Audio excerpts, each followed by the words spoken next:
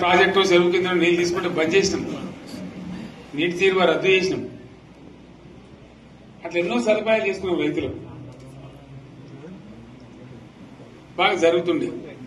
అప్పుడప్పుడు ఏమవుతుంది, కొన్ని దుష్ట దినాలు వస్తాయి, చెడు గడియలు వస్తాయి.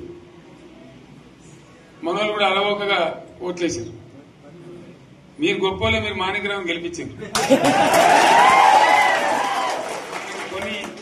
కొన్ని నియోజకవర్గాలలో అత్యాశకు పోయి నేను చెప్పిన కూడా అప్పుడు మంది మాటలు పట్టుకొని మారమానం పోతే మళ్ళీ వరకు ఇల్లు కాలిపోతారు. వీళ్ళని నమ్మితే అమాంతం మింగుతారు, మోసపోతాం. రైతు బంధుకు రామరామ అంటారు, దళిత బంధుకు జై భీమ్ అంటారు. వీళ్ళు ముంచుతారా నాయన చెప్పిన ఆయన వాడు తులం బంగారం ఇస్తా, నీకు బంగారం వడ్డానం పెడతాను కానీ ఆయన నమ్మి ఏమో మీ సంగతి ఎంతో చూద్దామని ఆయన వేశారు. వేసింది ఇరుకపోయారు, బావిలో పడ్డారు, అయిపోయి ఉన్నాయి అన్ని వీక్ అయిపోయి. మళ్ళీ మొదటికి వచ్చానా కైలాసం ఆడలో పెద్ద పంపించినట్టు అయింది. మళ్ళీ అంతే కదా, ఆలోచన లేకుండా ఎటు పడితే అటు ఎవడో ఏదో చెప్తే నమ్మి ఓట్లేస్తే ఏమైంది అనేది ఒక మంచి గుణపాఠం ఇది తెలంగాణ.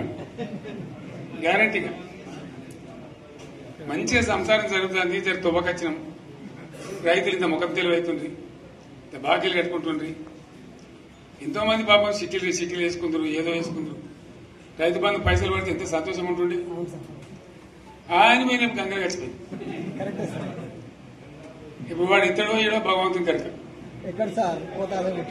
ఇచ్చినా కూడా మోసమే. ఏదో మళ్ళీ ఎలక్షన్ కోసం దానికోసం చేస్తారు తప్ప కడుపు నిండా ప్రేమను ఇచ్చేది ఇట్లే ఉంటుందా? సర్పంచ్ ఎలక్షన్ పెట్టింది సార్. మనం ఉన్నప్పుడు కరోనా వచ్చింది. కరోనా వస్తే కూడా రైతు బంధు ఆపలే. కరోనా వచ్చి రాష్ట్రానికి రూపాయి ఆదాయం రాకపోయినా 4-5 మంచి స్కీములు తెచ్చి ఇవాళ కాపాడుకున్నాం. గౌరవంగా బతికింది రైతులు. బీమా వచ్చినండి. రైతు బీమా పెడితే ఎంతమందికి సాయం జరిగింది? గుంట భూమి ఉన్న కూడా మంచిగా సాయం జరిగింది. చిన్న రైతు కూడా సాయం జరిగింది. అట్లా అందరికి మనం గొర్రెల కాపలకు గొర్రెలు వేయడం కానీ, చేప పిల్లలు కానీ, అనేక రకాల అన్ని వర్గాల ప్రజలను ఎట్లా ఆదుకోవాలని అట్లా ఆదుకున్నాం. మా తెలంగాణ కదా మేము తెచ్చుకున్నాం కష్టపడి. మా వాళ్ళందరి పైకి రావాలి. కాంగ్రెస్ గవర్నర్ కూడా ముస్లింలు ఓట్లేసుకున్న తప్ప ముస్లింలకు మనం చేసిందా? ఇమాం మౌసాలకి మన జీతం ఇచ్చిందా? మనం వచ్చినాకనే ఫస్ట్ టైం వాళ్ళని గుర్తించి వాళ్ళని గౌరవించుకున్నాం. ముస్లిం మైనార్టీ పిల్లలకు, మన గిరిజన పిల్లలకు, మన ఎస్సీ పిల్లలకు, మన బీసీ పిల్లలకు ఎంత మంచి రెసిడెన్షియల్ స్కూల్ పెట్టుకున్నాం. అందరినీ కూడా ముందు తీసుకుపోవాలి.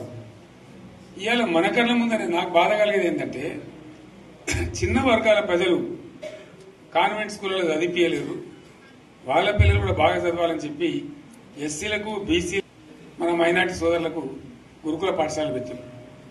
అద్భుతమైన చదువుకునే వాళ్ళు. ఇవాళ మొత్తం రోజు బడి పిల్లలు విషాహారము, కడుపు నొచ్చుడు, బాధపడు, పురుగులు అన్నం పెట్టుడు. పిల్లలు వెళ్ళిపోతున్నారు ఆ స్కూళ్ళ నుంచి, ఇళ్ళకి వెళ్ళిపోతున్నారు. తల్లిదండ్రులు కూడా భయపడి తీసుకుపోతున్నారు. ఏం ఘోరం ఇది నాకు అర్థం కాదు. మళ్ళీ ఇది చేసిన కూడా ఇప్పుడు మళ్ళీ అదే కాంగ్రెస్ పార్టీ అంతేనా? మళ్ళా పాత కాంగ్రెస్ మోపోయింది, మళ్ళా కరెంటు కోతలు మోపోయినాయి. వెనకాలం ఇంకేం గతి అవుతుందో మార్చి చెప్పి ఏమవుతుందో. ఇంకా కరెంటు కోతలు మోపోయినాయి, మంచినీళ్ళు సరికొత్తలు, అడిగే నాతులు లేడు. ఎవడన్నా గట్టిగా నిలదీసినడితే వారికి పోలీసు నిలబట్టేయడం. ఇదేనా రాజ్యం? ఇట్లా ఉండదా రాజ్యం? ఎందుకు వచ్చింది ఈ పరిస్థితి